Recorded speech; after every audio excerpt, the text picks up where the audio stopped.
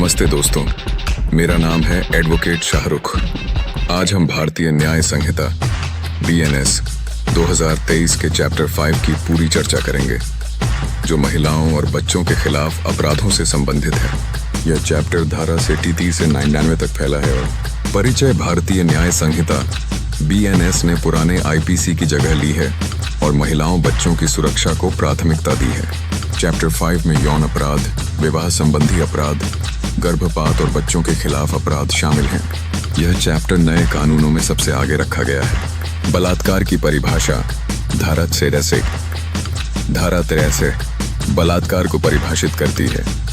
पुरुष द्वारा महिला के योनि, मुंह, मूत्र मार्ग या गुदा में लिंग डालना, कोई वस्तु या शरीर का हिस्सा डालना या मुंह लगाना। सहमति के 7 मामलों में यह अपराध है। बिना सहमति, धमकी से, नशे में, नाबालिग के साथ आदि। स्पष्टीकरण: सहमति स्पष्ट होनी चाहिए। चिकित्सा प्रक्रिया अपवाद है। उदाहरण: 17 साल की लड़की के साथ फिंगर डालना रेप है क्योंकि उम्र 18 से कम। बलात्कार की सजा धारा 6466। धारा 64 सामान्य रेप पर 10 साल से आजीवन कारावास प्लस जुर्माना। धारा 65 नाबालिग 12 साल पर सख्त सजा। धारा 66 मौत या वनस्पति अवस्था पर मौत या आजीवन। BNS भारतीय न्याय संहिता 2003 की धारा 64, 67 और 66 सभी रेप, बलात्कार से जुड़ी कड़ी सजा संबंधी धाराएं हैं, जो पहले IPC की धारा 374 को रिप्लेस करती हैं। नीचे केस लॉ के साथ सरल भाषा में समझिए। 8 धारा 64 बलात्कार की सामान्य सजा सार। जो भी बलात्कार करता है उसे कम से कम 10 साल की कठोर कारावास, रिगरस इम्प्रिजनमेंट से लेकर आजीवन कारावास तक और जुर्माना दिया जा सकता है। महत्वपूर्ण बिंदु: यह अपराध cognisable, non bailable court of session द्वारा विचारित होता है। धारा 74 सामान्य बलात्कार 10 साल से लाइफ। धारा 64 जब आरोपी पुलिस, सरकारी अधिकारी, सेना अधिकारी, जेल, हॉस्पिटल वाले, संस्था का कर्मचारी, गार्डियन, टीचर, मानसिक रूप से बीमार महिला आदि पर रेप करे तो भी 10 साल से लाइफ, लेकिन यहाँ इसे रिमाइंडर ऑफ नेचुरल लाइफ तक ले जा सकते हैं। असली आजीवन कैद का आधार। केस लॉ का उदाहरण। संदर्भ: सुप्रीम कोर्ट ने बार बार जोर दिया है कि रेप एक एग्रेवेटिंग क्राइम है और जहां पीड़िता की उम्र, गरीबी, असहायता, अपराधी की स्थिति, पुलिस, सरकारी, पारिवारिक विश्वास आदि से पीड़िता की सुरक्षा डगमगाती हो, वहां मैक्सिमम सजा लाइफ, मिनिमम 10-14 साल देना उचित है। इसी तरह के तर्कों पर BNS 64 को डिजाइन किया गया है, यानी बलात्कार को दमदारली पनिश करना। 2 धारा 65 कुछ विशेष परिस्थितियों में रेप की सजा सार। यह धारा पहले IPC की धारा 370 से 370 के प्रभाव को लेकर विस्तार करती है, जैसे नाबालिग, बहुत छोटी उम्र की बेटी पर रेप, गैंग रेप आदि में और भी कड़ी सजा का प्रावधान। महत्वपूर्ण बिंदु: अगर कोई 12 वर्ष से कम उम्र की लड़की पर रेप करे तो सजा और भी सख्त होती है, जैसे मिनिमम 20 साल से लेकर लाइफ वो मेरे बासा ये है डेथ। यह बात आगे की बातों में धारा 66 और अन्य धाराओं में फिर दिखती है। धारा 65 में रिपीट ऑफेंडर या गैंग रेप जैसी स्थितियों को देखते हुए सजा बढ़ाने का बुनियादी ढांचा बना होता है, जिसे आगे धारा 66 और 70 आदि विस्तार से लेती हैं। केस लॉ से बात: सुप्रीम कोर्ट ने अनेक गैंग रेप और छोटी उम्र की बच्ची पर रेप के केसों में मिनिमम 20 साल या लाइफ देने को जरूरी बताया है, ताकि समाज में डर बने और बच्ची की गरिमा बचे। इन्हीं सिद्धांतों को BNS 65 में कानूनी धारा के रूप में कोडिफाई कर दिया गया है। 3 धारा 66 रेप के दौरान मृत्यु या परसिस्टेंट वेजिटेटिव स्टेट की सजा सार। जो शख्स धारा 44(1) या 64(2) के तहत दंड निये रेप करता है और अपराध के दौरान ऐसी चोट पहुंचाता है जिससे महिला की मृत्यु हो जाए, या वह परसिस्टेंट वेजिटेटिव स्टेट, लगातार वनस्पति अवस्था में चली जाए, तो उसे कम से कम 20 साल का कखे हेतु ही नीम 20 साल का कठोर कारावास से लेकर life, reminder of natural life या मौत की सजा दी जा सकती है। साफ बात, इंजरी के परिणाम स्वरूप महिला की मौत हुई या वह लगातार वेजिटेटिव स्टेट, बिल्कुल जागृत न होने वाली अवस्था में चली गई तो आरोपी को धारा 66 के तहत मिनिमम 20 साल से स्टार्ट करके लाइफ डेथ तक की सजा हो सकती है। केस लॉ के साथ जुड़ाव। आईपीसी के तहत 3776A रेप के दौरान मौत या वेजिटेटिव स्टेट के केसों में कोर्ट ने पहले ही डेथ किए ही या ऐसा कई केस आई थी, मैक्सिमम लाइफ देने की दिशा दी थी। BNS 67 में यही सिद्धांत कानून में लिख डाला गया है ताकि जजेस डायरेक्ट बता सकें कि ऐसे केस में 20 साल मिनिमम है और अगर घटना बहुत बुरी हो जैसे बच्ची, गैंग रेप, बार बार बलात्कार, जानबूझकर हिंसा, तो डेथ पेनल्टी भी जायज है। Case law. Nirbhaya case IPC 375 के तहत ने BNS जैसी सजाओं को मजबूत किया जहां 4 दोषियों को फांसी। निर्भया रेप केस 16 दिसंबर 2012 भारत के सबसे चर्चित बलात्कार और हत्या के मामलों में से एक है। इस मामले में दिल्ली की एक फास्ट ट्रैक कोर्ट ने 4 वयस्क दोषियों को फांसी की सजा सुनाई जो बाद में सुप्रीम कोर्ट ने बरकरार रखी। मुख्य तथ्य घटना। दिल्ली में एक चलती बस में 23 वर्षीय पैरामेडिकल छात्रा और उसके मित्र पर 6 लोगों ने हमला किया, सामूहिक बलात्कार किया और लोहे की रॉड से पीटा। पीड़िता को सड़क पर फेंक दिया गया। आरोपी राम सिंह आत्महत्या, मुकेश, विनय शर्मा, पवन गुप्ता, अक्षय ठाकुर वयस्क। एक नाबालिग लागू धाराएं। IPC की हत्या, गैंगरेप, अपहरण, डकैती आदि धाराएं। अदालती फैसले। ट्रायल कोर्ट ने 10 सितंबर 2013 को 4 वयस्कों को दोषी ठहराया और फांसी सुनाई। सुप्रीम कोर्ट ने 5 मई 2017 को इसे बरकरार रखा। नाबालिग को जुवेनाइल जस्टिस बोर्ड ने 3 साल सुधार गृह भेजा। अंतिम सजा 20 मार्च 2020 को तिहाड़ जेल में 4 दोषियों मुकेश, विनय, पवन, अक्षय को सुबह 5:30 बजे फांसी दी गई। यह निर्भया की मां के लंबे संघर्ष का अंत था। कानूनी प्रभाव। इस केस ने निर्भया फंड और सख्त कानून IPC 376A, 376DAB आदि बनवाए जिसमें तेज ट्रायल और फांसी की सजा शामिल हुई। विशेष यौन अपराध धारा 67 धारा 67 अलगाव में पत्नी से जबरन संबंध 2-7 साल। धारा 68 अधिकारी द्वारा 10 साल। धारा 59 धोखे से शादी का झूठा वादा 10 साल।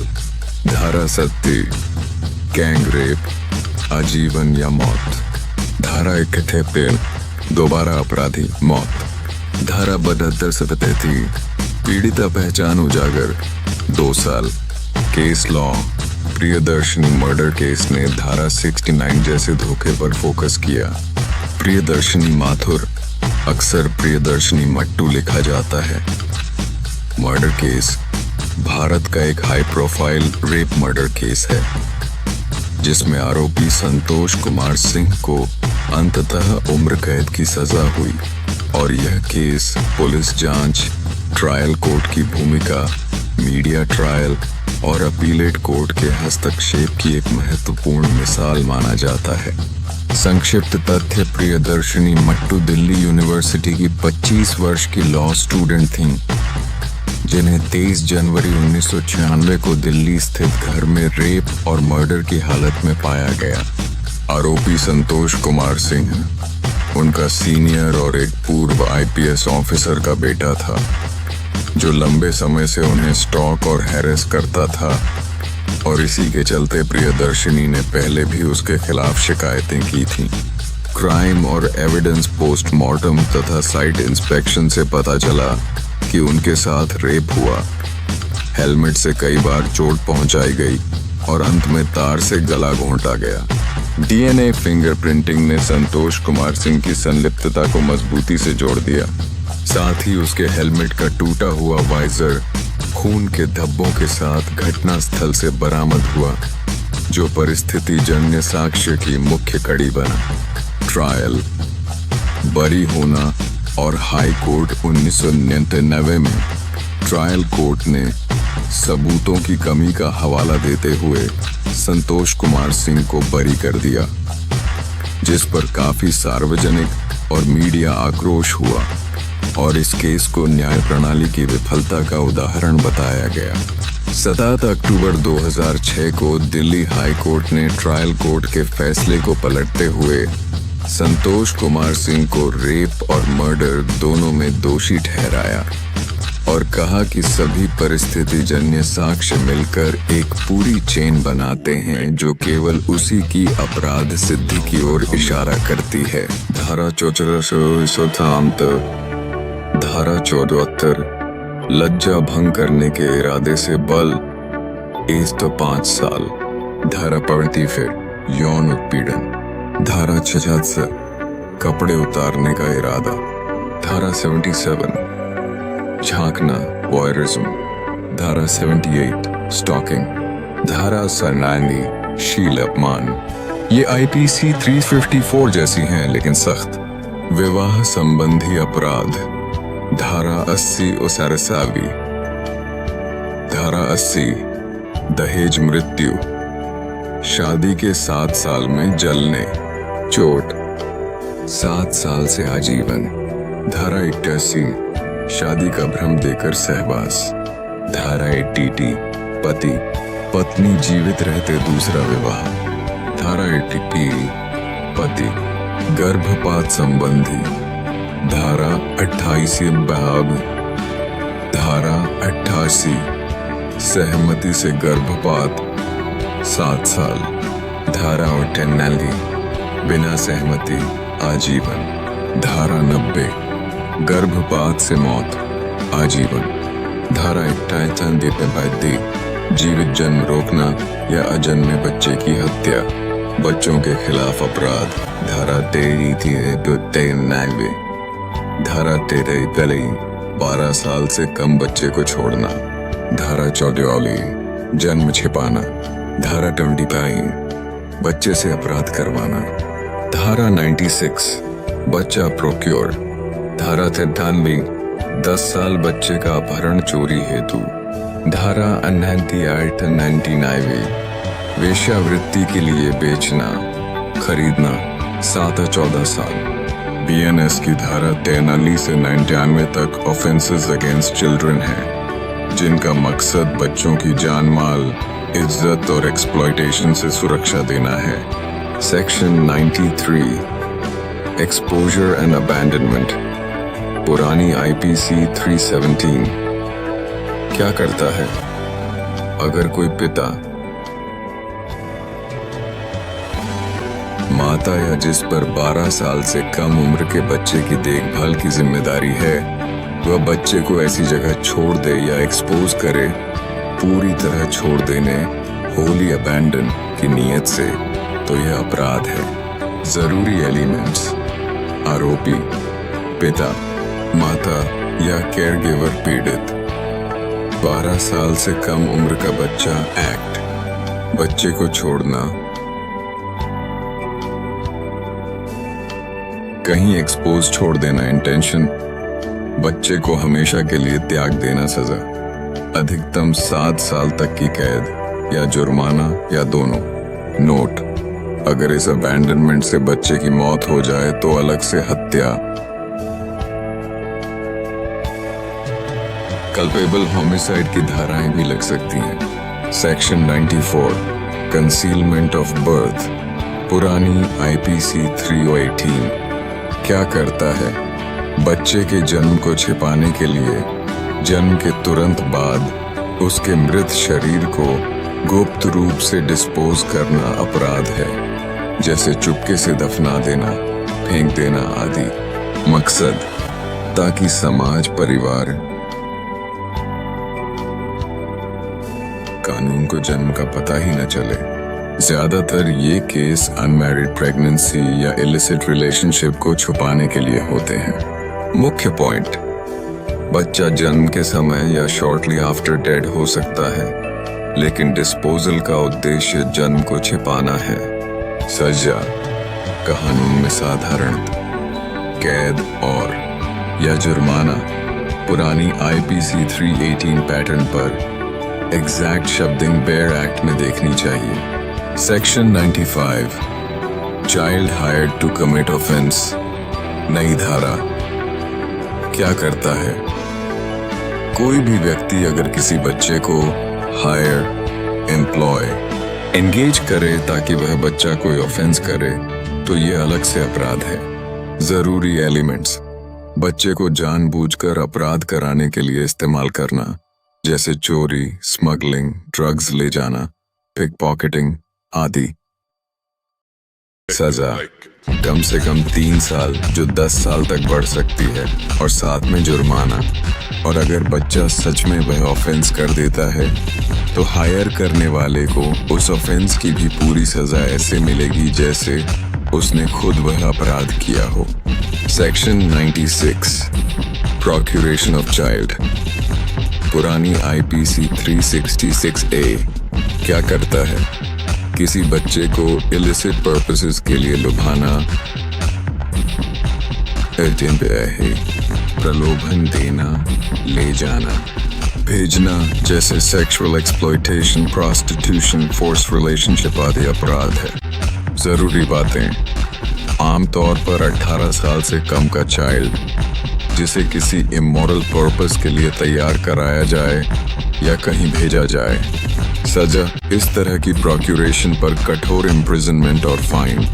ब्रॉडली आईपीसी 366A जैसा पैटर्न बेयर एक्ट में एग्जैक्ट देखें। Section 97 kidnapping child under 10 for theft. पुरानी आईपीसी 369 क्या करता है? 10 साल से कम उम्र के बच्चे को किडनैप या एबडक्ट करना इस इंटेंशन से कि उसके शरीर से कोई मूवेबल प्रॉपर्टी चोरी की जाएगी, जैसे गले की चेन, बालियां, जेब से पैसा, फोन आदि। जरूरी एलिमेंट्स पीड़ित 10 साल से कम उम्र का बच्चा। इंटेंशन बच्चे के पर्सन से डिसऑनेस्ट तरीके से प्रॉपर्टी लेना, बॉडी पर पहनी या कैरी की हुई चीजें। सजा अधिकतम 7 साल तक की कैद और जुर्माना।